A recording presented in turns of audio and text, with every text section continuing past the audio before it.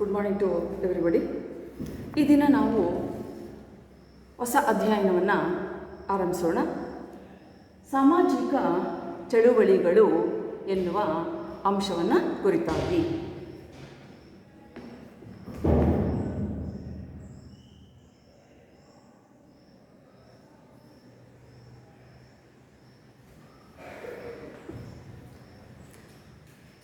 ಸಾಮಾಜಿಕ ಚಳುವಳಿಗಳು ಒಂದು ನಿರ್ದಿಷ್ಟ ಸಮಾಜದಲ್ಲಿನ ಸಮಸ್ಯೆಗಳನ್ನು ಪರಿಹರಿಸುವಂತಹ ಒಂದು ದಿಸೆಯಲ್ಲಿ ಆರಂಭ ಆಗ್ತಕ್ಕಂತಹ ಅಂಶಗಳು. ಒಂದು ಸಮಾಜದ ಪ್ರಗತಿಯ ಭಾಗವಾಗಿ ಕೂಡ ಇರ್ತಕ್ಕಂತಹ ಅಂಶಗಳು. ಅಂದರೆ ಒಂದು ಸಾಮೂಹಿಕ ಪ್ರಯತ್ನದ ಮೂಲಕ ಹೊಸದೊಂದು ವ್ಯವಸ್ಥೆಯನ್ನು ಸ್ಥಾಪಿಸ್ತಕ್ಕಂತಹ ಪ್ರಯತ್ನಗಳು ಈ ಚಳುವಳಿಗೆ ಸಂಬಂಧಪಟ್ಟಂತೆ ಆಗ್ತಕ್ಕಂತಹದ್ದನ್ನು ನಾವಿಲ್ಲಿ ಮುಖ್ಯವಾಗಿ ಗಮನಿಸ್ತೀವಿ. ಹಾಗಾದರೆ ಇಲ್ಲಿ ಬ್ಲೂಮರ್ ಅವರು ಒಂದು ಕಡೆ ಒಂದು ವ್ಯಾಖ್ಯಾನವನ್ನು ನೀಡ್ತಾರೆ. ಸಾಮೂಹಿಕ ಪ್ರಯತ್ನದ ಮೂಲಕ ಹೊಸ ಸಾಮಾಜಿಕ ವ್ಯವಸ್ಥೆಯನ್ನು ಸ್ಥಾಪಿಸುವಂತಹ ಪ್ರಯತ್ನವನ್ನು ಅವರು ಸಾಮಾಜಿಕ ಚಳುವಳಿ ಅಂತ ಹೇಳಿ ಕರೀತಾರೆ. ಸಾಮೂಹಿಕ ಪ್ರಯತ್ನದ ಮೂಲಕ ಒಂದು ಹೊಸ ಸಾಮಾಜಿಕ ವ್ಯವಸ್ಥೆಯನ್ನು ಸ್ಥಾಪಿಸ್ತಕ್ಕಂತಹ ಪ್ರಯತ್ನವನ್ನು ಅವರು ಚಳುವಳಿ ಅಂತ ಹೇಳಿ ಕರೀತಾರೆ. ಅಂದರೆ ಈ ಹಿನ್ನೆಲೆಯಲ್ಲಿ ಈ ಒಂದು ವ್ಯಾಖ್ಯಾನವನ್ನು ಹಿನ್ನೆಲೆಯಾಗಿಟ್ಕೊಂಡು ಯಾವುದೇ ಒಂದು ವ್ಯವಸ್ಥೆಯಲ್ಲಿ ಬದಲಾವಣೆಗಳನ್ನು ತರಬೇಕಾದಂತಹ ಸಂದರ್ಭದಲ್ಲಿ ಅಥವಾ ಪುನರ್ ಸ್ಥಾಪನೆ ಮಾಡಬೇಕಾದಂತಹ ಸಂದರ್ಭದಲ್ಲಿ ಚಳುವಳಿ ಅಂತಕ್ಕಂಥದ್ದು ಅತ್ಯಂತ ಪ್ರಮುಖವಾದಂತಹ ಒಂದು ಪಾತ್ರವನ್ನು ವಹಿಸುತ್ತದೆ. ಇರ್ತಕ್ಕಂತಹ ವ್ಯವಸ್ಥೆಯನ್ನು ಬದಲಾಯಿಸ್ತಕ್ಕಂಥದ್ದಾಗಿರ್ಬೋದು ಅಥವಾ ಹೊಸದೊಂದು ವ್ಯವಸ್ಥೆಯನ್ನು ಆರಂಭಿಸ್ತಕ್ಕಂಥದ್ದಾಗಿರ್ಬೋದು ಅಥವಾ ಪ್ರತಿಷ್ಠಾಪನೆ ಮಾಡ್ತಕ್ಕಂಥದ್ದಾಗಿರ್ಬೋದು. ಇಂತಹ ಸಂದರ್ಭದಲ್ಲಿ ಚಳುವಳಿಗಳು ಅತ್ಯಂತ ಪ್ರಮುಖವಾದಂತಹ ಒಂದು ಪಾತ್ರವನ್ನು ವಹಿಸುತ್ತವೆ. ಅದನ್ನೇ ಮತ್ತೊಂದು ಕಡೆ MSc ರಾವ್ ಅಂತಕ್ಕಂತಹ ಒಬ್ಬ ಚಿಂತಕ ಸಮಾಜದಲ್ಲಿ ಭಾಗಶಃ ಅಥವಾ ಕೆಲವೊಂದು ಪೂರ್ಣ ಪ್ರಮಾಣದ ಪರಿವರ್ತನೆಯನ್ನು ತರ್ತಕ್ಕಂತಹ ಪ್ರಯತ್ನವನ್ನು ಅವರು ಚಳುವಳಿ ಅಂತ ಹೇಳಿ ಕರೀತಾರೆ. ಸಮಾಜದಲ್ಲಿ ಒಂದು ಭಾಗಶಃ ಪರಿವರ್ತನೆ ಆಗಿರ್ಬೋದು ಅಥವಾ ಪೂರ್ಣ ಪ್ರಮಾಣದ ಪರಿವರ್ತನೆ ಆಗಿರ್ಬೋದು. ಅಂತಹ ಪರಿವರ್ತನೆಯನ್ನು ಸಂಘಟಿತ ಪ್ರಯತ್ನಗಳ ಮೂಲಕ ಜಾರಿಗೆ ತರ್ತಕ್ಕಂತಹ ಒಂದು ಪ್ರಯತ್ನವನ್ನು ಅವರು ಸಾಮಾಜಿಕ ಚಳುವಳಿಗಳು ಅಂಥೇಳಿ ಕರೀತಾರೆ.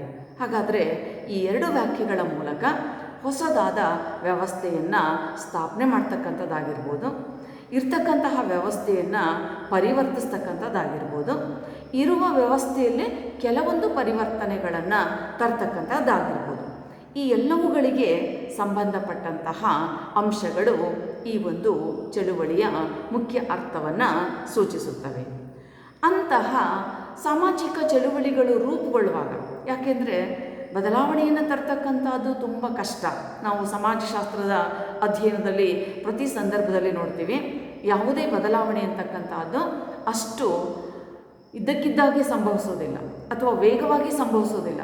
ನಿಧಾನವಾಗಿಯೇ ನಾವು ಆ ಬದಲಾವಣೆಗಳನ್ನು ಇಲ್ಲಿ ಗಮನಿಸಬೇಕಾಗುತ್ತೆ. ಆ ಹಿನ್ನೆಲೆಯಲ್ಲಿ ನಾವು ಇಲ್ಲಿ ಆಗ್ತಾ ಬಂದಂತಹ ಬದಲಾವಣೆಗಳನ್ನು ತೆಗೆದುಕೊಂಡಾಗ ಈ ಒಂದು ಅಂಶ ಅಂತಕ್ಕಂಥದ್ದು ಇಲ್ಲಿ ವ್ಯಕ್ತವಾಗುತ್ತೆ. ಈ ತರಹದ ಸಾಮಾಜಿಕ ಚಳುವಳಿಗೆ ಕೆಲವು ಮೂಲಾಂಶಗಳ ಅವಶ್ಯಕತೆ ಅಂತಕ್ಕಂಥದ್ದು ಇದೆ. ಅಂತಹ ಸಾಮಾಜಿಕ ಚಳುವಳಿಯ ಮೂಲಾಂಶಗಳನ್ನು ಕುರಿತು ಹೇಳುವಾಗ MSc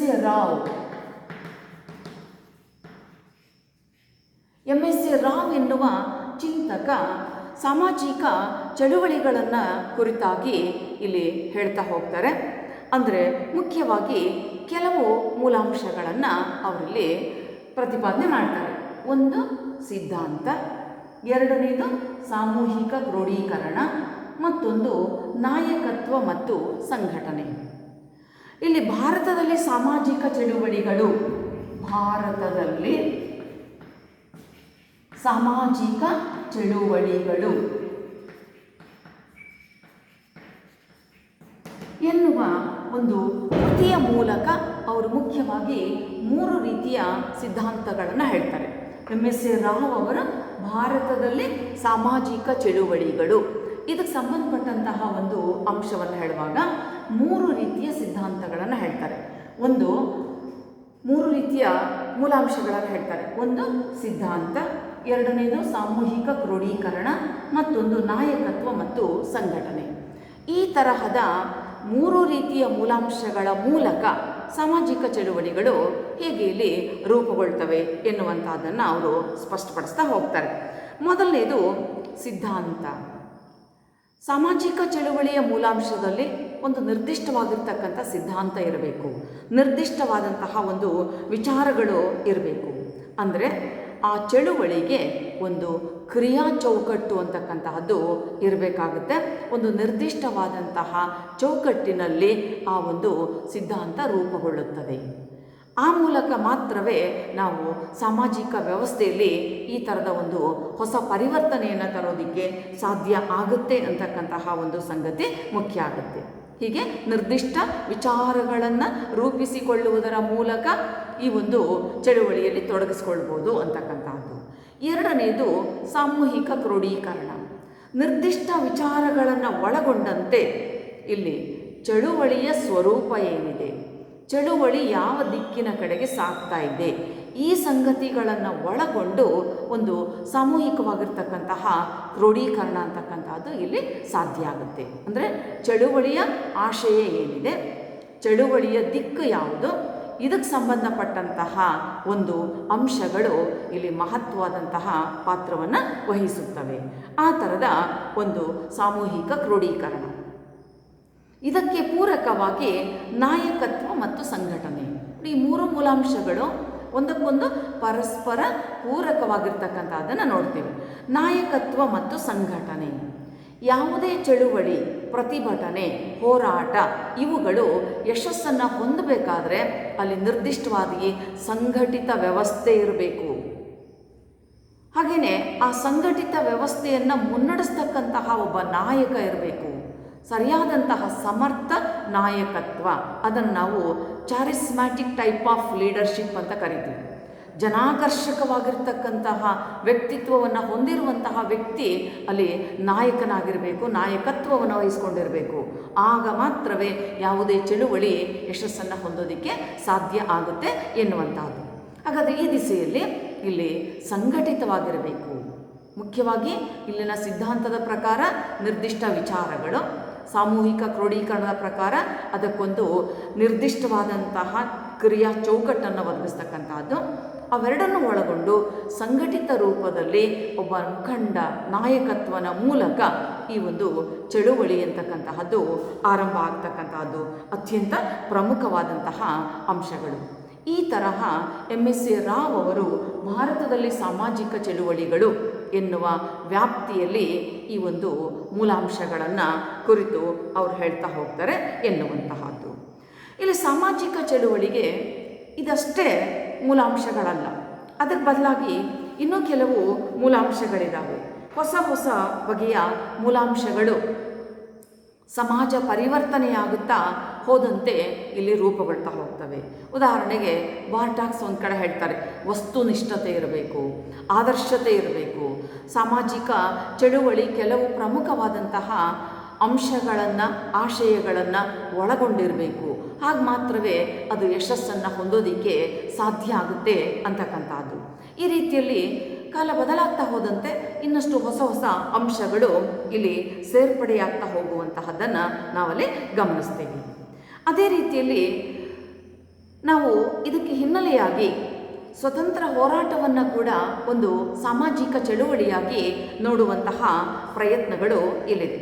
ಒಂದು ಕಡೆ ಬಿಪಿನ್ ಚಂದ್ರ ಅವರು ಕೆಲವು ವಿಶ್ಲೇಷಣೆಯನ್ನು ಮಾಡ್ತಾರೆ. ಅಂದರೆ ನಮ್ಮ ಸ್ವತಂತ್ರ ಚಳುವಳಿ ಕೂಡ, ಸ್ವತಂತ್ರ ಹೋರಾಟ ಕೂಡ ಸಾಮಾಜಿಕ ಚಳುವಳಿಯ ರೂಪವನ್ನೇ ತಳೆದಿತ್ತು. ಹೇಗೆ? ಅಲ್ಲಿ ಹಲವಾರು ಆಶಯಗಳು ಇದ್ವು. ಉದಾಹರಣೆಗೆ ಹೋರಾಟದ ಕದನ. ಅಂದರೆ ಸ್ವತಂತ್ರ ಚಳುವಳಿ ಅಂತಕ್ಕಂತಹದ್ದು ನಾವು ಹೋರಾಟ ಮಾಡುತ್ತಲೇ ರೂಪುಗೊಂಡಂತಹ ಒಂದು ವ್ಯವಸ್ಥೆ. ಅಂದರೆ ಅದು ನಿರ್ದಿಷ್ಟ ಅವಧಿಗೆ ಸೀಮಿತವಾಗಲಿಲ್ಲ, ಸಾಕಷ್ಟು ನಿರಂತರವಾಗಿರ್ತಕ್ಕಂತಹ ಒಂದು ಹೋರಾಟದ ಸ್ವರೂಪವನ್ನು ಪಡ್ಕೊಂಡಿತ್ತು. ಆ ಸಂದರ್ಭದಲ್ಲಿ ಖಚಿತವಾದಂತಹ ನಿಲುವನ್ನು ತೆಗೆದುಕೊಳ್ಬೇಕಾಯಿತು. ನೋಡಿ, ಮೊದಲನೇದು ಸ್ವತಂತ್ರದ ಹೋರಾಟದಲ್ಲಿ ಒಂದು ಹೋರಾಟದ ಕದನ, ಎರಡನೇದು ಖಚಿತವಾಗಿ ನಿಲುವನ್ನು ತೆಗೆದುಕೊಳ್ಬೇಕಾಗಿತ್ತು. ನಾವು ಹೇಗೆ ನೋಡ್ತೀವಿ? ಉದಾಹರಣೆಗೆ ಖಚಿತ ನಿಲುವನ್ನು ತೆಗೆದುಕೊಳ್ಳುವಾಗ ಗಾಂಧೀಜಿಯಂತಹವರ ಪ್ರಯತ್ನ, ಪ್ರೇರಣೆ, ಮುಖಂಡತ್ವ ಅಲ್ಲಿ ಪ್ರಮುಖವಾಗಿತ್ತು. ಅವರ ಮಾರ್ಗದರ್ಶನದಲ್ಲಿ ಅನೇಕ ಲಕ್ಷಾಂತರ ಅನುಯಾಯಿಗಳು ಖಚಿತವಾದಂತಹ ತೀರ್ಮಾನವನ್ನು ತೆಗೆದುಕೊಂಡ್ರು. ನಾವು ಹೋರಾಟವನ್ನು ಮಾಡೇ ಮಾಡ್ತೀವಿ, ಅಥವಾ ನಮ್ಮ ಹೋರಾಟದ ಸ್ವರೂಪಗಳು ಹೀಗಿರಬೇಕು, ನಮ್ಮ ಚಳುವಳಿಯ ಸ್ವರೂಪಗಳು ಹೀಗಿರಬೇಕು ಅಂತಕ್ಕಂತಹ ಖಚಿತವಾದಂತಹ ನಿಲುವು. ಅದು ಮುಂದುವರೆದು ಇನ್ನು ಕೆಲವು ಸಾರಿ ಬದಲಾವಣೆ ಆಗ್ತಾ ಬಂದಂತೆ ಏನಾಯಿತು? ವಿದೇಶಿ ವಸ್ತುಗಳನ್ನು ಬಹಿಷ್ಕರಿಸ್ತಕ್ಕಂಥದ್ದು, ಅಥವಾ ಬ್ರಿಟಿಷ್ ವ್ಯವಸ್ಥೆಗೆ ಅಸಹಕಾರವನ್ನು ತೋರಿಸ್ತಕ್ಕಂಥದ್ದು, ಅಥವಾ ವಿದೇಶಿ ವಸ್ತುಗಳನ್ನು ಸುಡ್ತಕ್ಕಂಥದ್ದು. ಈ ಎಲ್ಲ ಸಂದರ್ಭಗಳಲ್ಲಿ ಏನಿದೆ? ಖಚಿತವಾದಂತಹ ನಿಲುವಿದೆ. ಅಂದರೆ ನಾವು ಹೀಗೆ ಈ ಬದಲಾವಣೆಯನ್ನು ತರೋದಕ್ಕೆ ಈ ಥರದ ಪ್ರಯತ್ನವನ್ನು ಮಾಡಲೇಬೇಕು ಅಂತಕ್ಕಂಥದ್ದು. ಇದು ಸ್ವತಂತ್ರ ಚಳುವಳಿಯ ಒಂದು ಭಾಗವಾಗಿತ್ತು.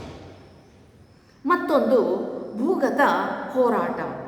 ಅನೇಕ ಜನರು ಭೂಗತವಾಗಿದ್ದುಕೊಂಡು, ಅಂದರೆ ಯಾರ ಗಮನಕ್ಕೂ ಬರದೇ ಇರತಕ್ಕಂಥ ರೀತಿಯಲ್ಲಿ ಎಲ್ಲಿಯೋ ಒಂದು ಕಡೆ ತಮ್ಮ ವಾಸಸ್ಥಾನವನ್ನು ಯಾರ ಗಮನಕ್ಕೂ ಬರದೇ ಇರತಕ್ಕಂಥ ರೀತಿಯಲ್ಲಿ ರೂಪಿಸಿಕೊಂಡು, ಅಥವಾ ಗೊತ್ತಾಗದೇ ಇರತಕ್ಕಂಥ ರೀತಿಯಲ್ಲಿ ಇದ್ದುಕೊಂಡು ಅಲ್ಲಿ ಅವರು ಹೋರಾಟವನ್ನು ಮಾಡ್ತಾಯಿದ್ರು. ಈ ಭೂಗತ ಹೋರಾಟದಲ್ಲಿ ಕಂಡುಬಂದಂಥ ಒಂದು ವಿಶೇಷತೆ ಏನಿರ್ತಿತ್ತಪ್ಪ ಅಂತ ಹೇಳಿದ್ರೆ, ಉದಾಹರಣೆಗೆ ನಾವಿಲ್ಲಿ ಭಗತ್ ಸಿಂಗ್, ಸುಖದೇವ್, ರಾಜ್ಗುರು ಅಂಥವ್ರ ಉದಾಹರಣೆಗಳನ್ನು ನೋಡ್ತೀವಿ. ಅವರೆಲ್ಲ ಶಸ್ತ್ರಾಸ್ತ್ರಗಳನ್ನು ತಯಾರು ಮಾಡ್ತಕ್ಕಂಥದ್ದು, ಬಾಂಬ್ಗಳನ್ನು ತಯಾರಿಸ್ತಕ್ಕಂಥದ್ದು.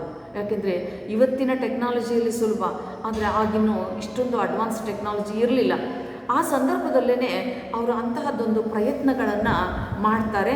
ಅಂದರೆ ಜನರ ಗಮನಕ್ಕೆ ಬರದೇ ಇರತಕ್ಕಂಥ ರೀತಿಯಲ್ಲಿ ಭೂಗತವಾಗಿದ್ದುಕೊಂಡು ಅವರು ಈ ಥರದ ಪ್ರಯತ್ನಗಳಲ್ಲಿ ತಮ್ಮನ್ನು ತೊಡಗಿಸ್ಕೊಂಡ್ರು.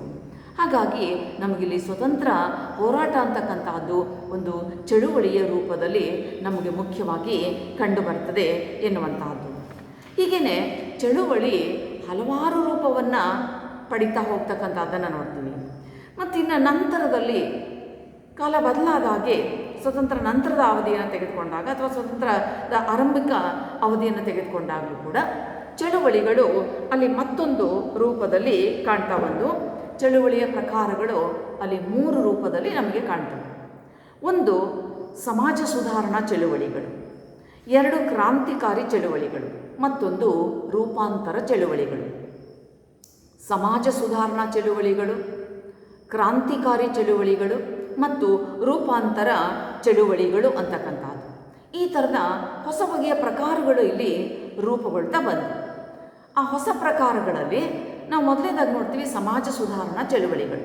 ಇವು ಸ್ವತಂತ್ರ ಪೂರ್ವದ ಒಂದು ಹಿನ್ನೆಲೆಯನ್ನೂ ಇಟ್ಕೊಂಡು ಸಮಾಜದಲ್ಲಿ ಒಂದು ಪರಿವರ್ತನೆಯನ್ನು ತರ್ತಕ್ಕಂಥದ್ದು. ನೋಡಿ, ಇಲ್ಲಿ ಸಮಾಜ ಸುಧಾರಣಾ, ಇಡೀ ಸಮಾಜವನ್ನು ಏನು ಮಾಡಬೇಕಾಗಿದೆ? ಸುಧಾರಿಸಬೇಕಾಗಿದೆ, ಬದಲಾಯಿಸಬೇಕಾಗಿದೆ, ಪರಿವರ್ತಿಸಬೇಕಾಗಿದೆ, ಅಥವಾ ಇರ್ತಕ್ಕಂತಹ ದೋಷಗಳನ್ನು ಸರಿಪಡಿಸಬೇಕಾಗಿದೆ. ಇಂತಹ ಸಂದರ್ಭದಲ್ಲಿ ಸಮಾಜವನ್ನು ಸುಧಾರಿಸ್ತಕ್ಕಂತಹ ಒಂದು ಆಶಯವನ್ನು ಇಟ್ಕೊಂಡು ಸಮಾಜ ಸುಧಾರಣಾ ಚಳುವಳಿಗಳು ಇಲ್ಲಿ ರೂಪುಗೊಂಡವು. ಹಾಗೆಯೇ ನಾವು ಅದಕ್ಕೂ ಒಂದು ಸ್ವತಂತ್ರ ಪೂರ್ವದ ಸಂದರ್ಭಕ್ಕೆ ಹೋದ್ರೂ ಕೂಡ ಅನೇಕ ಸಮಾಜ ಸುಧಾರಕರು ಕೆಲವೊಂದು ಚಳುವಳಿಗಳ ಮೂಲಕ ತಮ್ಮನ್ನು ತೊಡಗಿಸಿಕೊಂಡ್ರು, ಕೆಲವೊಂದು ಪ್ರಯತ್ನಗಳನ್ನು ಮಾಡಿದ್ರು ಅಂತಕ್ಕಂಥದ್ದು. ಮತ್ತೊಂದು ಕ್ರಾಂತಿಕಾರಿ ಚಳುವಳಿಗಳು. ಸಮಾಜ ಸುಧಾರಣಾ ಚಳುವಳಿಗಳು ಸಮಾಜವನ್ನು ಹಂತ ಹಂತವಾಗಿ ಪರಿವರ್ತಿಸ್ತಕ್ಕಂತಹ, ಸುಧಾರಿಸ್ತಕ್ಕಂತಹ ಭಾಗವನ್ನು ಹೊಂದಿದ್ದರೆ, ಈ ಕ್ರಾಂತಿಕಾರಿ ಚಳುವಳಿಗಳು ಅವುಗಳ ಹೆಸರೇ ಸೂಚಿಸುತ್ತೆ. ಅಂದರೆ ತೀವ್ರವಾಗಿರ್ತಕ್ಕಂಥ ಹೋರಾಟದ ಮೂಲಕ ಚಳುವಳಿಗಳಲ್ಲಿ ತಮ್ಮನ್ನು ತೊಡಗಿಸ್ಕೊಳ್ತಕ್ಕಂಥದ್ದು. ತೀವ್ರವಾಗಿರ್ತಕ್ಕಂತಹ ಚಳುವಳಿಗಳ ಮೂಲಕ ಹಿಂಸಾತ್ಮಕ ಅಥವಾ ಕೆಲವು ಸಾರಿ ಅಹಿಂಸೆ ಯಾವ ರೂಪದಲ್ಲಾದರೂ ಇಲ್ಲಿ ಕ್ರಾಂತಿಯನ್ನು ಉಂಟು ಮಾಡ್ತಕ್ಕಂಥದ್ದು, ಹೆಚ್ಚಿನ ಬದಲಾವಣೆಯನ್ನು ಉಂಟು ಮಾಡ್ತಕ್ಕಂಥದ್ದು, ವೇಗದ ಬದಲಾವಣೆಯನ್ನು ಉಂಟು ಮಾಡ್ತಕ್ಕಂಥದ್ದು ಇಲ್ಲಿನ ಆಶಯ. ಇದ್ದಕ್ಕಿದ್ದಾಗೆ ಬದಲಾವಣೆ, ವ್ಯಾಪಕವಾಗಿರ್ತಕ್ಕಂಥ ಬದಲಾವಣೆ, ಈ ಥರದ ಬದಲಾವಣೆಗಳನ್ನು ರೂಪಿಸ್ತಕ್ಕಂತಹ ಒಂದು ಪ್ರಯತ್ನ ಕೂಡ ಇಲ್ಲಿ ಚಳುವಳಿಗಳಲ್ಲಿ ರೂಪುಗೊಳ್ತದೆ. ಅವುಗಳನ್ನು ನಾವು ಕ್ರಾಂತಿಕಾರಿ ಚಳುವಳಿಗಳು ಅಂಥೇಳಿ ಕರಿತೀವಿ. ಮತ್ತೊಂದು ರೂಪಾಂತರ ಚಳುವಳಿಗಳು. ರೂಪಾಂತರ ಚಳುವಳಿಗಳ ಉದ್ದೇಶ ಏನು? ಸ್ವಲ್ಪ ಮಟ್ಟಿನ ಭಾಗಶಃ ಪರಿವರ್ತನೆಯನ್ನು ತರ್ತಕ್ಕಂಥದ್ದು. ಅಂದರೆ ಸಂಪೂರ್ಣವಾಗಿರ್ತಕ್ಕಂತಹ ಬದಲಾವಣೆ ಸಾಧ್ಯವಾಗದೆ ಹೋದಾಗ, ಸಾಧ್ಯವಿಲ್ಲದೆ ಹೋದಾಗ ಅಲ್ಲಿ ಕೆಲವೊಂದು ಭಾಗಶಃ ಪರಿವರ್ತನೆಗಳನ್ನು ತರುವಂತಹ ಒಂದು ಪ್ರಯತ್ನ ಅಂತಕ್ಕಂಥದ್ದು ನಡೆಯುತ್ತೆ. ಆ ಥರದ ಒಂದು ರೂಪಾಂತರ ಚಳುವಳಿಗಳು ಕೂಡ ಇಲ್ಲಿದೆ. ಇದು ಒಂದು ಭಾಗದಲ್ಲಿ. ನಾವು ಸಾಮಾಜಿಕ ಚಳುವಳಿಯ ಹೊಸ ಮೂಲಾಂಶಗಳನ್ನು ನೋಡ್ತೀವಿ. ಸ್ವತಂತ್ರ ಚಳುವಳಿಯಾಗಿ ಇಲ್ಲಿ ಹೋರಾಟ ಅಂತಕ್ಕಂತಹದ್ದು ರೂಪುಗೊಳ್ತಕ್ಕಂತಹದ್ದನ್ನು ನೋಡ್ತೀವಿ. ನಾವು ಸ್ವತಂತ್ರ ಹೋರಾಟದ ರೂಪದಲ್ಲಿ ಚಳುವಳಿಗಳು ರೂಪುಗೊಳ್ತಕ್ಕಂತಹದ್ದನ್ನು ನೋಡ್ತೀವಿ. ಹಾಗೆಯೇ ಇಲ್ಲಿ ಸಾಮಾಜಿಕ ಚಳುವಳಿಯ ಪ್ರಕಾರಗಳಲ್ಲಿ ಈ 3 ಅಂಶಗಳನ್ನು ಗಮನಿಸ್ತೀವಿ. ಇನ್ನೊಂದು ಭಾಗದಲ್ಲಿ ಸಾಮಾಜಿಕ ಚಳುವಳಿಗಳನ್ನು ಒಳಗೊಳ್ಳುವ ಚಳುವಳಿಗಳು ಮತ್ತು ಹೊರಗುಳಿಸುವ ಚಳುವಳಿಗಳು ಎನ್ನುವ 2 ಭಾಗಗಳನ್ನಾಗಿ ನೋಡಲಾಗ್ತದೆ.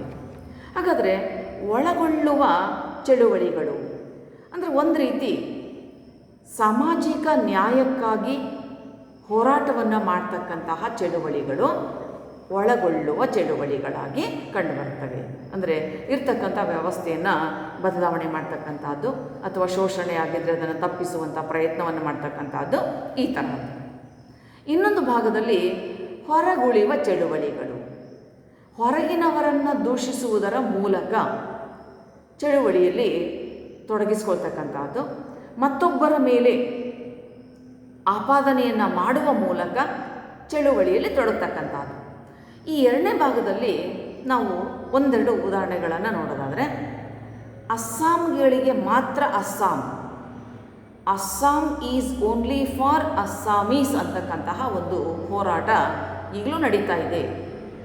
ಅಸ್ಸಾಮಿಗಳಿಗೆ ಮಾತ್ರ ಅಸ್ಸಾಂ ಅಂದರೆ ಅಸ್ಸಾಂನಲ್ಲಿ ವಲಸೆ ಬಂದು ಅಲ್ಲಿನ ಸಾಮಾಜಿಕ ವ್ಯವಸ್ಥೆಯ ಮೇಲೆ ಪ್ರಭಾವ ಬೀರಿರ್ತಕ್ಕಂಥದ್ದು ಅಥವಾ ತೊಂದರೆ ಉಂಟು ಮಾಡಿರ್ತಕ್ಕಂತಹ ಅನೇಕ ಪ್ರಸಂಗಗಳು ಅಲ್ಲಿ ನಡೀತಾ ಇದೆ, ಈಗಲೂ ನಡೀತಾ ಇದ್ದಾವೆ. ವಲಸಿಗರ ಹಾವಳಿಯಲ್ಲಿ ಯಥೇಚ್ಛವಾಗಿದೆ. ಆದ್ದರಿಂದ ಅಲ್ಲಿ ಮೂಲ ನಿವಾಸಿಗಳು ಏನು ಮಾಡ್ತಾರೆ, ಅಸ್ಸಾಂ ಕೇವಲ ನಮಗೆ ಮಾತ್ರ ಇರಬೇಕು, Assam is only for Assamese, ನಮಗಷ್ಟೇ ಇರಬೇಕು. ಆ ಹಿನ್ನೆಲೆಯಲ್ಲಿ ನಡೀತಕ್ಕಂಥ ಹೋರಾಟ ಅಂದರೆ ಇಲ್ಲಿ ಬೇರೆಯವರನ್ನು ವಲಸಿಗರನ್ನು ದೂಷಿಸುತ್ತಾ ತಮ್ಮ ಹಕ್ಕುಗಳನ್ನು ಪ್ರತಿಪಾದನೆ ಮಾಡ್ತಕ್ಕಂತಹ ಒಂದು ಅಂಶ ಇಲ್ಲಿದೆ. ಅದೇ ರೀತಿಯಲ್ಲಿ ನಾವು ಪಶ್ಚಿಮ ಬಂಗಾಳದಲ್ಲಿ ಗೋರ್ಖಾಲ್ಯಾಂಡ್ ಪ್ರತ್ಯೇಕ ರಾಜ್ಯದ ಸ್ಥಾಪನೆಗಾಗಿ ಕೆಲವು ಪ್ರಯತ್ನಗಳು ನಡೀತಾನೆ ಇರತಕ್ಕಂತಹದ್ದನ್ನು ನೋಡ್ತೀವಿ. ಇಂತಹ ಅನೇಕ ಚಳುವಳಿಗಳು ಏನಾಗ್ತವೆ, ಮತ್ತೊಬ್ಬರನ್ನು ದೂಷಿಸುವ ಮೂಲಕ, ಮತ್ತೊಬ್ಬರ ಮೇಲೆ ಆಪಾದನೆಯನ್ನು ಉಂಟು ಮಾಡುವುದರ ಮೂಲಕ ಈ ಥರದ ಒಂದು ಚಳುವಳಿಗಳನ್ನು ಆಯೋಜಿಸ್ತಕ್ಕಂಥದ್ದು, ಈ ಥರದ ಒಂದು ಅಂಶಗಳು. ಹಾಗಾದರೆ ಸಾಮಾಜಿಕ ಚಳುವಳಿಗಳು, ಅದರ ಮೂಲಾಂಶಗಳು ಮತ್ತು ಆ ಚಳುವಳಿಗಳಲ್ಲಿ ಕಂಡುಬರ್ತಕ್ಕಂತಹ ಪ್ರಕಾರಗಳನ್ನು ನಾವು ಈ ರೀತಿ ಸಂಕ್ಷಿಪ್ತವಾಗಿ ನೋಡ್ತಾ ಹೋಗ್ತೀವಿ. ಇನ್ನು ವ್ಯವಸ್ಥಿತವಾಗಿ ನಾವು ಈ ಸಾಮಾಜಿಕ ಚಳುವಳಿಗಳು ಎನ್ನುವ ಅಧ್ಯಾಯದಲ್ಲಿ ಏನೆಲ್ಲ ಚಳುವಳಿಗಳನ್ನು, ಯಾವೆಲ್ಲ ಚಳುವಳಿಗಳನ್ನು ಕುರಿತು ಅಧ್ಯಯನ ಮಾಡ್ತೀವಿ ಅಂತಕ್ಕಂತಹದ್ದನ್ನು ಗಮನಿಸೋದಾದರೆ, ಈ ಚಳುವಳಿಗಳಿಗೆ ಸಂಬಂಧಪಟ್ಟಂತೆ ಹಲವಾರು ವೈವಿಧ್ಯತೆಗಳಿರ್ಬೋದು. ಆದರೆ ಇಲ್ಲಿ ನಾವು ಈ ವರ್ಷದ ಪರೀಕ್ಷಾ ದೃಷ್ಟಿಯಿಂದ, ಪಠ್ಯಕ್ರಮದ ದೃಷ್ಟಿಯಲ್ಲಿ 4 ಪ್ರಮುಖವಾಗಿರ್ತಕ್ಕಂತಹ ಚಳುವಳಿಗಳನ್ನು ಅಧ್ಯಯನ ಮಾಡ್ತೀವಿ. ಒಂದು ರೈತ ಚಳುವಳಿಗಳು, ದಲಿತ ಚಳುವಳಿಗಳು, ಹಿಂದುಳಿದ ವರ್ಗಗಳ ಚಳುವಳಿಗಳು ಮತ್ತು ಮಹಿಳಾ ಚಳುವಳಿಗಳು. 4 ಪ್ರಮುಖವಾಗಿರ್ತಕ್ಕಂತಹ ಚಳುವಳಿಗಳನ್ನು ಇಲ್ಲಿ ಅಧ್ಯಯನ ಮಾಡ್ತೀವಿ. ಒಂದು ರೈತ ಚಳುವಳಿಗಳು, ದಲಿತ ಚಳುವಳಿಗಳು, ಹಿಂದುಳಿದ ವರ್ಗದ ಚಳುವಳಿಗಳು, ಮತ್ತೊಂದು ಇಲ್ಲಿ ಮುಖ್ಯವಾಗಿ ಕಂಡುಬರ್ತಕ್ಕಂಥದ್ದು ಮಹಿಳಾ ಚಳುವಳಿಗಳು ಎನ್ನುವಂತಹ 4 ಪ್ರಕಾರಗಳು. ಹಾಗಾದಲ್ಲಿ ರೈತರ ಹೋರಾಟ, ದಲಿತರ ಹೋರಾಟ, ಹಿಂದುಳಿದ ವರ್ಗಗಳ ಹೋರಾಟ ಮತ್ತು ಮಹಿಳೆಯರ ಹೋರಾಟ, ಒಂದು ಸಾಮಾಜಿಕ ಚೌಕಟ್ಟಿನಲ್ಲಿ ಶೋಷಣೆಗೆ ಒಳಗಾಗಿರ್ತಕ್ಕಂತಹ ಒಂದು ವರ್ಗ ಹೇಗೆ ತಮ್ಮನ್ನು ಹೋರಾಟದಲ್ಲಿ ತೊಡಗಿಸ್ಕೊಳ್ತು ಅಂತಕ್ಕಂಥದ್ದನ್ನು ನಾವಿಲ್ಲಿ ಪ್ರಮುಖವಾಗಿ ಕಾಣ್ತಾ ಹೋಗ್ತೀವಿ. ಆ ಹಿನ್ನೆಲೆಯಲ್ಲಿ ನಾವು ಮೊದಲನೇದಾಗಿ ಅಧ್ಯಯನ ಮಾಡ್ತಕ್ಕಂತಹದ್ದು ರೈತ ಚಳುವಳಿಗಳು.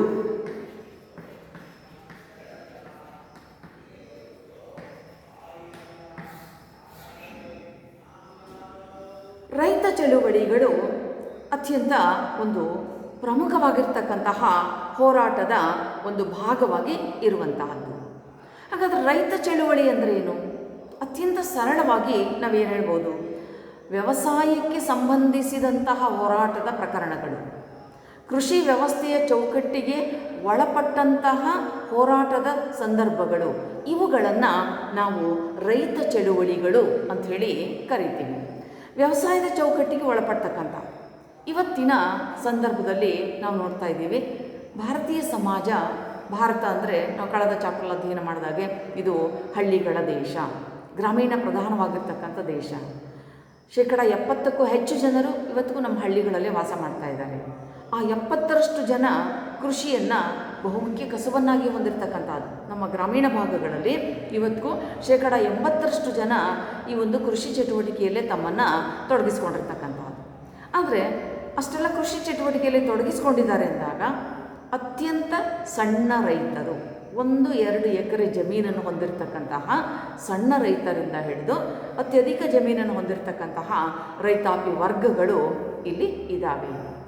ಹಾಗಾದರೆ ಆ ಚೌಕಟ್ಟನ್ನು ಒಳಗೊಂಡಂತೆ ರೈತ ಚಳುವಳಿ ಇಲ್ಲಿ ಹೇಗೆ ರೂಪಿತವಾಗ್ತಾ ಇದೆ, ಹೀಗೆಲ್ಲ ನಮ್ಮ ರೈತರು ಚಳುವಳಿಯಲ್ಲಿ ತಮ್ಮನ್ನು ತೊಡಗಿಸ್ಕೊಂಡಿದ್ದಾರೆ. ಇತ್ತೀಚಿನ ದಿನಗಳಲ್ಲಿ ನಾವು ಪತ್ರಿಕೆಗಳಲ್ಲಿ ಓದ್ತೀವಿ, ದೆಹಲಿಯಲ್ಲಿ ನಿರಂತರವಾಗಿ ಎಷ್ಟೋ ತಿಂಗಳುಗಳಿಂದ ರೈತರ ಹೋರಾಟ ಅಂತಕ್ಕಂತಹದ್ದು ನಡೀತಾನೇ ಇದೆ. ಹಾಗಾಗಿ ರೈತ ಚಳುವಳಿಗಳಿಗೆ ಒಂದು ಸುದೀರ್ಘವಾಗಿರ್ತಕ್ಕಂತಹ ಇತಿಹಾಸವೇ ಇರ್ತಕ್ಕಂಥದ್ದನ್ನು ನಾವಿಲ್ಲಿ ಮುಖ್ಯವಾಗಿ ಗಮನಿಸ್ತಾ ಹೋಗ್ತೀವಿ. ಹಾಗಾದರೆ ವ್ಯವಸಾಯಕ್ಕೆ ಸಂಬಂಧಿಸಿದಂತಹ ಚಳುವಳಿಗಳನ್ನು ನಾವು ರೈತ ಚಳುವಳಿಗಳು ಅಂಥೇಳಿ ಕರೀತೀವಿ. ಈ ವ್ಯವಸಾಯಕ್ಕೆ ಸಂಬಂಧಪಟ್ಟಂತಹ ರೈತ ಚಳುವಳಿಗಳ ಕೆಲವೊಂದು ಪ್ರಕಾರಗಳನ್ನು ನಾವು ಮುಖ್ಯವಾಗಿ ಗಮನಿಸೋದಾದರೆ, ರೈತ ಚಳುವಳಿಗೆ ಸಂಬಂಧಪಟ್ಟಂತೆ ಕೆಲವು ಪ್ರಕಾರಗಳಿದ್ದಾವೆ. ಇಲ್ಲಿ ಒಂದು ಕಡೆ ಕ್ಯಾಥೋಲಿನ್ ಗೌ ಅವರು ಕೆಲವು ಪ್ರಕಾರಗಳನ್ನು ಹೇಳ್ತಾರೆ.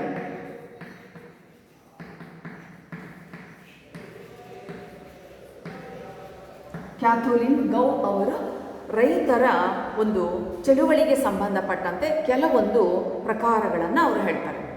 ಅವ್ರ ಪ್ರಕಾರ ಇಲ್ಲಿ ಪುನರ್ಸ್ಥಾಪನಾ ದಂಗೆಗಳು, ಒಂದು ಪುನರ್ಸ್ಥಾಪನಾ ದಂಗೆ,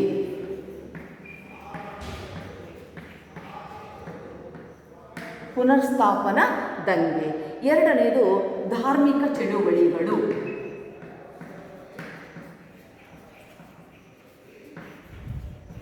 ಮೂರು ಸಮಾಜನಿಷ್ಠ ದರೋಡೆಗಳು,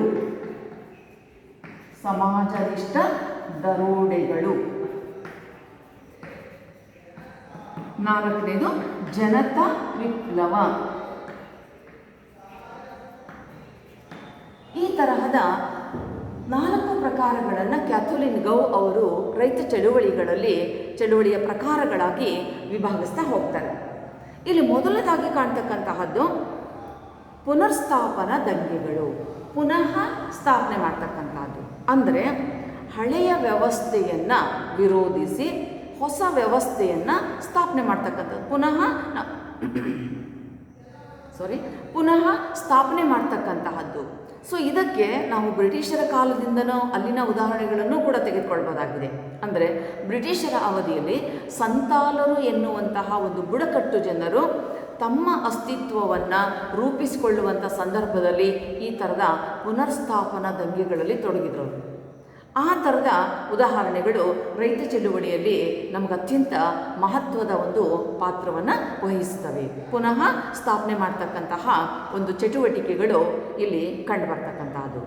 ಅದೇ ರೀತಿ ಬೇರೆ ಬೇರೆ ಸಂದರ್ಭಗಳಲ್ಲೂ ಕೂಡ ಇರ್ತಕ್ಕಂಥ ವ್ಯವಸ್ಥೆಯನ್ನು ಮತ್ತೆ ಹೊಸದಾಗಿ ರೂಪಿಸೋದಲ್ಲದೆ ಹಳೆಯ ವ್ಯವಸ್ಥೆಯನ್ನೇ ನಾವು ಸ್ಥಾಪಿಸಬೇಕು, ಹಳೆಯ ವ್ಯವಸ್ಥೆಯೇ ಇರಲಿ ಅಂತಕ್ಕಂತಹ ಒಂದು ಅಂಶ ಅಂತಕ್ಕಂಥದ್ದು ಇಲ್ಲಿದೆ. ಇನ್ನು ಎರಡನೇದು ಧಾರ್ಮಿಕ ಚಳುವಳಿಗಳು. ನೋಡಿ, ನಮ್ಮ ಸಾಮಾಜಿಕ ವ್ಯವಸ್ಥೆಯಲ್ಲಿ ಏನಿದೆ, ಇವತ್ತಿಗೂ ಕೆಲವು ಭಾಗಗಳಲ್ಲಿ ಅವತಾರೀಯ ಚಳುವಳಿಗಳಿದ್ದಾವೆ.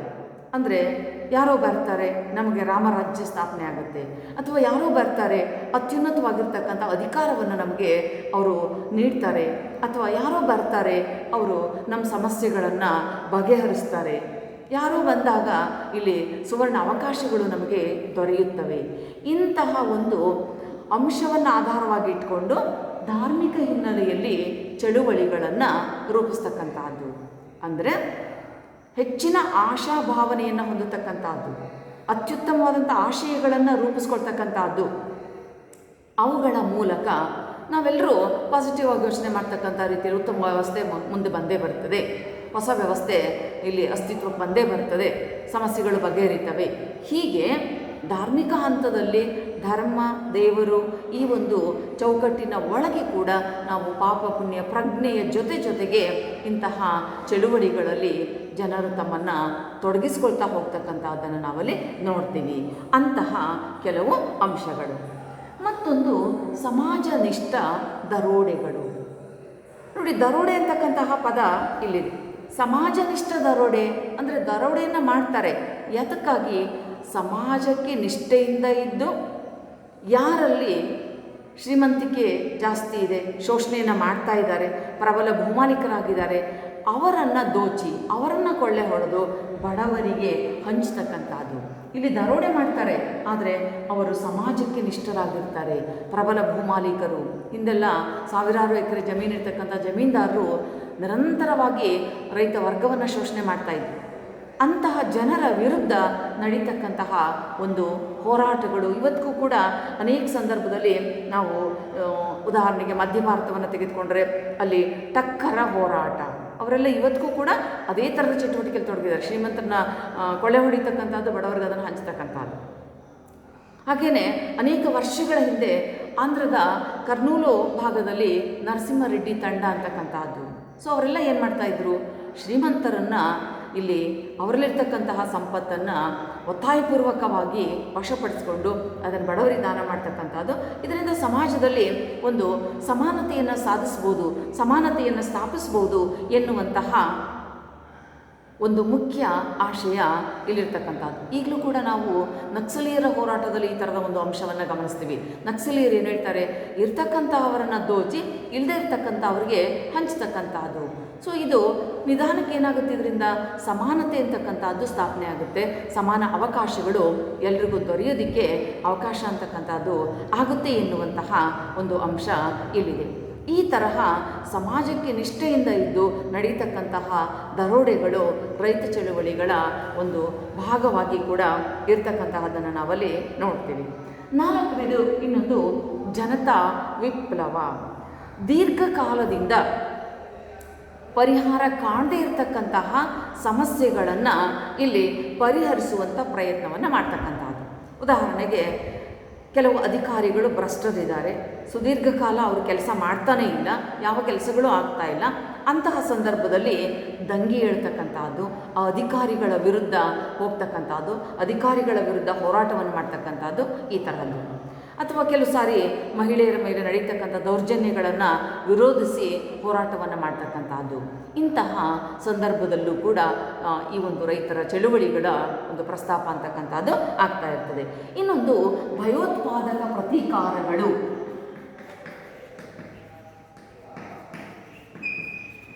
ಭಯೋತ್ಪಾದಕ ಪ್ರತೀಕಾರಗಳು ಅಂದರೆ ಪ್ರತೀಕಾರ ಅಂತ ಹೇಳಿದ್ರೆ ಇಲ್ಲಿ ಸೇಡನ್ನು ತೀರಿಸ್ಕೊಳ್ತಕ್ಕಂಥದ್ದು.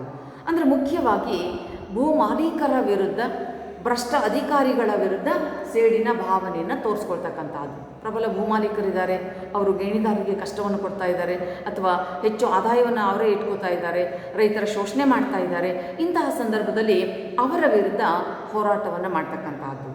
ಅಥವಾ ಕೆಲವು ಅಧಿಕಾರಿಗಳಿದ್ದಾರೆ, ಉನ್ನತ ಮಟ್ಟದ ಅಧಿಕಾರಿಗಳಿದ್ದಾರೆ, ಅವರು ಭ್ರಷ್ಟಾಚಾರದಲ್ಲಿ ತೊಡಗಿಕೊಂಡು ಯಾವುದೇ ಕೆಲಸಗಳನ್ನು ಮಾಡದೇ ಇರತಕ್ಕಂತಹ ಸಂದರ್ಭಗಳು ಇಲ್ಲಿದೆ. ಅಂತಹ ಸನ್ನಿವೇಶದಲ್ಲಿ ಭ್ರಷ್ಟ ಅಧಿಕಾರಿಗಳ ವಿರುದ್ಧ ಪ್ರತೀಕಾರ, ಸೇಡನ್ನು ತೀರಿಸ್ಕೊಳ್ತಕ್ಕಂಥದ್ದು. ಅಥವಾ ಕೆಲವು ಸಾರಿ ಹಿಂಸೆಯ ಮೂಲಕವೂ ಇಂತಹ ಒಂದು ಪ್ರಯತ್ನಗಳು ನಡೀತಾ ಇದ್ದಿರ್ಬೋದು. ಆ ರೂಪದಲ್ಲಿ ಈ ಒಂದು ಭಯೋತ್ಪಾದಕ ಪ್ರತೀಕಾರಗಳು ಕೂಡ ಇಲ್ಲಿ ಸಂಭವಿಸ್ತಕ್ಕಂಥದ್ದನ್ನು ನೋಡ್ತೀವಿ. ಈ ರೂಪದಲ್ಲಿ ರೈತ ಚಳುವಳಿಗಳು ಅಂತಕ್ಕಂತಹದ್ದು ಕೆಲವು ಪ್ರಮುಖವಾಗಿರ್ತಕ್ಕಂತಹ ಪ್ರಕಾರಗಳನ್ನು ಒಳಗೊಂಡಿರ್ತಕ್ಕಂಥದ್ದು. ನೋಡಿ, ರೈತ ಚಳುವಳಿಗಳಿಗೆ, ಸಾಮಾಜಿಕ ಚಳುವಳಿಗಳಲ್ಲಿ ಮೊದಲನೇ ಒಂದು ಭಾಗ ರೈತ ಚಳುವಳಿಗಳು. ಕೃಷಿಗೆ ಸಂಬಂಧಪಟ್ಟಂತಹ ಚಟುವಟಿಕೆಗಳಲ್ಲಿ ತೊಡಗಿಸಿಕೊಂಡಂತಹವರು ಚಳುವಳಿಗಳನ್ನು ನಡೆಸ್ತಕ್ಕಂತಹದ್ದು ಅಥವಾ ಹೋರಾಟವನ್ನು ಮಾಡ್ತಕ್ಕಂತಹದ್ದು ರೈತ ಚಳುವಳಿಗಳಾಗುತ್ತೆ. ಅಂತಹ ರೈತ ಚಳುವಳಿಗಳ ಪ್ರಕಾರಗಳನ್ನು ಕ್ಯಾಥೋಲಿನ್ ಬ್ರೋ ಅವರು 5 ಭಾಗಗಳಲ್ಲಿ ಅವರು ವಿಶ್ಲೇಷಣೆ ಮಾಡಿದ್ದಾರೆ. ಒಂದು, ಪುನರ್ಸ್ಥಾಪನಾ ದಂಗೆ, ಧಾರ್ಮಿಕ ಚಳುವಳಿಗಳು, ಸಮಾಜನಿಷ್ಠ ದರೋಡೆಗಳು, ಜನತಾ ವಿಪ್ಲವ ಮತ್ತು ಭಯೋತ್ಪಾದಕ ಪ್ರತೀಕಾರಗಳು. ಇವೆಲ್ಲವುಗಳ ಮೂಲಕ ರೈತರು ಹೋರಾಟದಲ್ಲಿ ತಮ್ಮನ್ನು ತೊಡಗಿಸಿಕೊಂಡಿದ್ದಾರೆ. ರೈತ ಹೋರಾಟಗಳು ಅಂತಕ್ಕಂಥವುಗಳು ಇಲ್ಲಿ ಚಳುವಳಿಯ ರೂಪದಲ್ಲಿ ನಡೀತಾ ಇದೆ ಎನ್ನುವಂತಹ ಸಂಗತಿಯನ್ನು ನಾವಿಲ್ಲಿ ಮುಖ್ಯವಾಗಿ ಗಮನಿಸ್ತೀವಿ. ಹಾಗಾದರೆ ಸಾಮಾಜಿಕ ಚಳುವಳಿಗಳು ಎನ್ನುವ ಭಾಗದಲ್ಲಿ ನಾವು ಸಾಮಾಜಿಕ ಚಳುವಳಿಯ ಅರ್ಥವನ್ನು ಗಮನಿಸಿದ್ದೀವಿ. ಬ್ಲೂಮರ್ ಪ್ರಕಾರ ಸಾಮೂಹಿಕ ಪ್ರಯತ್ನದ ಮೂಲಕ ಹೊಸ ಸಾಮಾಜಿಕ ವ್ಯವಸ್ಥೆಯನ್ನು ಸ್ಥಾಪಿಸ್ತಕ್ಕಂತಹ ಪ್ರಯತ್ನವನ್ನು ನಾವು ಸಾಮಾಜಿಕ ಚಳುವಳಿಗಳು ಅಂಥೇಳಿ ಕರೀತೇವೆ. ಆ ಸಾಮಾಜಿಕ ಚಳುವಳಿಗೆ ಕೆಲವು ಮೂಲಾಂಶಗಳಿದ್ದಾವೆ. ಅದನ್ನು ಭಾರತದಲ್ಲಿ ಸಾಮಾಜಿಕ ಚಳುವಳಿ ಎನ್ನುವ ಕೃತಿಯ ಮೂಲಕ ಎಸ್ ಎ ರಾವ್ ಅವರು 3 ಮೂಲಾಂಶಗಳನ್ನು ಹೇಳಿದ್ದಾರೆ. 1 ಸಿದ್ಧಾಂತ, 2 ಸಾಮೂಹಿಕ ಕ್ರೋಢೀಕರಣ, 3ನೇದು ನಾಯಕತ್ವ ಮತ್ತು ಸಂಘಟನೆ. ಈ ಭಾಗ ಸಾಮೂಹಿಕ ಚಳುವಳಿಗಳ ಒಂದು ಪ್ರಕಾರಗಳಲ್ಲಿ ಸಮಾಜ ಸುಧಾರಣಾ ಚಳುವಳಿಗಳು, ಕ್ರಾಂತಿಕಾರಿ ಚಳುವಳಿಗಳು ಮತ್ತು ರೂಪಾಂತರ ಚಳುವಳಿಗಳು ಎನ್ನುವ ಭಾಗಗಳಿದ್ದಾವೆ. ಇಲ್ಲಿ ಸ್ವತಂತ್ರ ಹೋರಾಟ ಕೂಡ ಒಂದು ಚಳುವಳಿಯ ರೂಪವನ್ನು ಪಡೆದುಕೊಂಡಿರ್ತಕ್ಕಂಥದ್ದನ್ನು ನಾವಿಲ್ಲಿ ಮುಖ್ಯವಾಗಿ ಗಮನಿಸ್ತಾ ಹೋಗ್ತೀವಿ. ಈ ಚಳುವಳಿಗಳ ಅಧ್ಯಾಯದಲ್ಲಿ ಪ್ರಮುಖವಾಗಿ ನಾವು ರೈತ ಚಳುವಳಿಗಳು, ದಲಿತ ಚಳುವಳಿಗಳು, ಹಿಂದುಳಿದ ವರ್ಗಗಳ ಚಳುವಳಿಗಳು ಮತ್ತು ಮಹಿಳಾ ಚಳುವಳಿಗಳು 4 ಪ್ರಕಾರಗಳನ್ನು ಅತ್ಯಂತ ಪ್ರಮುಖವಾಗಿ ಗಮನಿಸಬೇಕಾಗುತ್ತೆ. ಅದರಲ್ಲಿ ಈ ದಿನ ನಾವು ಆರಂಭಿಸಿರ್ತಕ್ಕಂತಹದ್ದು ರೈತ ಚಳುವಳಿಗಳು ಎನ್ನುವ ಅಂಶವನ್ನು, ಕೃಷಿಗೆ ಸಂಬಂಧಪಟ್ಟಂತೆ ನಡೀತಕ್ಕಂಥ ಹೋರಾಟವನ್ನು ನಾವು ರೈತ ಚಳುವಳಿಗಳು, ರೈತರಿಗೆ ಸಂಬಂಧಿಸಿರ್ತಕ್ಕಂತಹ ಹೋರಾಟದ ಪ್ರಯತ್ನವನ್ನು ರೈತ ಚಳುವಳಿಗಳು ಅಂಥೇಳಿ ನಾವು ಕರೀತೀವಿ. ಆ ರೈತ ಚಳುವಳಿಯ ಪ್ರಕಾರಗಳನ್ನು ಕ್ಯಾಥೋಲಿನ್ ಗೌ ಅವರು 5 ಭಾಗಗಳಲ್ಲಿ ವಿಶ್ಲೇಷಣೆ ಮಾಡ್ತಾರೆ. 1 ಪುನರ್ಸ್ಥಾಪನಾ ದಂಗೆ, ಧಾರ್ಮಿಕ ಚಳುವಳಿಗಳು, ಸಮಾಜನಿಷ್ಠ ದರೋಡೆಗಳು, ಜನತಾ ವಿಪ್ಲವಗಳು ಮತ್ತು ಭಯೋತ್ಪಾದಕ ಪ್ರತೀಕಾರಗಳು. ಈ ರೂಪದಲ್ಲಿ 5 ಭಾಗಗಳಲ್ಲಿ ನಾವು ರೈತ ಚಳುವಳಿಯ ಪ್ರಕಾರಗಳನ್ನು ಅತ್ಯಂತ ಪ್ರಮುಖವಾಗಿ ಅಧ್ಯಯನ ಮಾಡ್ತೀವಿ. ವಂದನೆಗಳು.